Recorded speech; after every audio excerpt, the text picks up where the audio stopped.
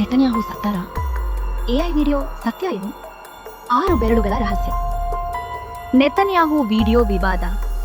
ನಮಸ್ಕಾರ ಸ್ನೇಹಿತರೆ, ಕನ್ನಡ ಮಿಕ್ಸಪ್ ಚಾನೆಲ್ಗೆ ಸ್ವಾಗತ. ಇಸ್ರೇಲ್ ಪ್ರಧಾನಮಂತ್ರಿ ಬೆಂಜಮಿನ್ ನೆತನ್ಯಾಹು ಸತ್ತಾರ? ಸೋಷಿಯಲ್ ಮೀಡಿಯಾದಲ್ಲಿ ವೈರಲ್ ಆಗಿರುವ ವಿಡಿಯೋ ನಿಜವೇ ಅಥವಾ ಎಐ ಡೀಪ್ ಫೇಕ್ ಆಗಿದೆ? ಈ ವಿಡಿಯೋ ಕೊನೆಯವರೆಗೂ ನೋಡಿ, ಏಕೆಂದ್ರೆ ಈ ವಿವಾದದ ಹಿಂದೆ ಇರುವ ನಿಜವಾದ ಕಥೆ ಏನು? ಮಧ್ಯಪ್ರಾಚ್ಯದಲ್ಲಿ ನಡೆಯುತ್ತಿರುವ ಇಸ್ರೇಲ್-ಇರಾನ್ ಸಂಘರ್ಷ ನಡುವೆ ಇಸ್ರೇಲ್ ಪ್ರಧಾನಮಂತ್ರಿ ಬೆಂಜಮಿನ್ ನೆತನ್ಯಾಹು ಅವರ ಬಗ್ಗೆ ಹಲವು ವದಂತಿಗಳು ಸಾಮಾಜಿಕ ಜಾಲತಾಣಗಳಲ್ಲಿ ವೈರಲ್ ಆಗಿವೆ. ಕೆಲವು ಪೋಸ್ಟ್ಗಳು ನೆತನ್ಯಾಹು ಸಾವನ್ನಪ್ಪಿದ್ದಾರೆ ಎಂದು ಹೇಳಿದರೆ, ಇನ್ನೂ ಕೆಲವು ಪೋಸ್ಟ್ಗಳು ಅವರು ರಾಷ್ಟ್ರವನ್ನು ಉದ್ದೇಶಿಸಿ ಮಾಡಿದ ಭಾಷಣದ ವಿಡಿಯೋ ಎಐ ಮೂಲಕ ಸೃಷ್ಟಿಸಲಾಗಿದೆ ಎಂದು ಆರೋಪಿಸಿವೆ. ಈ ವಿವಾದಕ್ಕೆ ಕಾರಣವಾದುದು ಒಂದು ವೈರಲ್ ವಿಡಿಯೋ. ಆ ವಿಡಿಯೋದಲ್ಲಿ ನೆತನ್ಯಾಹು ಅವರ ಕೈಯಲ್ಲಿ 6 ಬೆರಳುಗಳಂತೆ ಕಾಣುತ್ತಿದೆ ಎಂದು ಕೆಲವರು ಹೇಳಿದ್ದರು.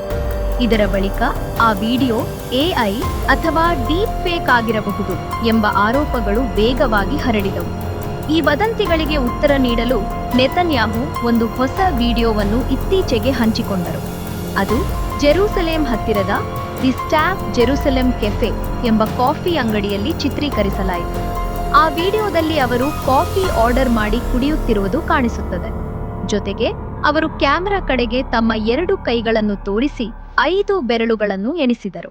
ಇದರಿಂದ 6 ಬೆರಳುಗಳ ಎಐ ವಿಡಿಯೋ ಎಂಬ ಆರೋಪಗಳನ್ನು ತಳ್ಳಿಹಾಕಲು ಅವರು ಪ್ರಯತ್ನಿಸಿದರು. ಆದರೆ ಈ ವಿಡಿಯೋ ಹೊರಬಂದ ನಂತರವೂ ವಿವಾದ ಮುಗಿಯಲಿಲ್ಲ. ಸೋಷಿಯಲ್ ಮೀಡಿಯಾ ಪ್ಲಾಟ್ಫಾರ್ಮ್ ಎಕ್ಸ್ನಲ್ಲಿ ಕೆಲ ಬಳಕೆದಾರರು ವಿಡಿಯೋದಲ್ಲಿರುವ ಕೆಲವು ವಿಚಿತ್ರ ಕ್ಷಣಗಳನ್ನು ಸೂಚಿಸಿದರು. ಕೆಲವರು ಹೇಳಿದ್ದು, ಕಾಫಿ ಕಪ್ ತಿರುಗಿಸಿದಾಗ ಕಾಫಿ ಸಹಜವಾಗಿ ಚಲಿಸುತ್ತಿಲ್ಲ. ಕೆಲ ಕ್ಷಣಗಳಲ್ಲಿ ಅವರ ಮುಖದ ಆಕಾರ ಬದಲಾಗುವಂತೆ ಕಾಣುತ್ತದೆ. ವಿಡಿಯೋದಲ್ಲಿ ಕೆಲವು ದೋಷಗಳನ್ನು ಹುಡುಕಿಕೊಂಡರು. ಇದರಿಂದಾಗಿ ಕೆಲವರು ಮತ್ತೆ ಈ ವಿಡಿಯೋ ಕೂಡ ಎಐ ಅಥವಾ ಡೀಪ್ ಫೇಕ್ ಆಗಿರಬಹುದು ಎಂದು ಆರೋಪಿಸಿದರು. ಈ ಬಗ್ಗೆ ಇನ್ನಷ್ಟು ಚರ್ಚೆಗೆ ಕಾರಣವಾದದ್ದು ಗ್ರಾಕ್ ಎಂಬ ಎಐ ಚಾಟ್ಬಾಟ್. ಕೆಲವು ವರದಿಗಳ ಪ್ರಕಾರ ಗ್ರಾಕ್ ಆ ವಿಡಿಯೋ ಎಐ ನಿರ್ಮಿತ ಆಗಿರಬಹುದು ಎಂದು ಗುರುತಿಸಿದೆ ಎಂಬ ಹೇಳಿಕೆಗಳು ಹರಡಿದವು. ಇದರ ನಡುವೆ ಕಾಫಿ ಅಂಗಡಿಯು ಸ್ಪಷ್ಟನೆ ನೀಡಿದೆ. ದಿ ಸ್ಟಾಫ್ ಜೆರೂಸಲೇಂ ಕೆಫೆ ತನ್ನ ಸಾಮಾಜಿಕ ಜಾಲತಾಣದಲ್ಲಿ ಫೋಟೋ ಮತ್ತು ವಿಡಿಯೋಗಳನ್ನು ಹಂಚಿಕೊಂಡು ನೆತನ್ಯಾಹು ಮಾರ್ಚ್ 15ರಂದು ನಿಜವಾಗಿಯೂ ಅಲ್ಲಿಗೆ ಭೇಟಿ ನೀಡಿದ್ದರು ಎಂದು ದೃಢಪಡಿಸಿದೆ.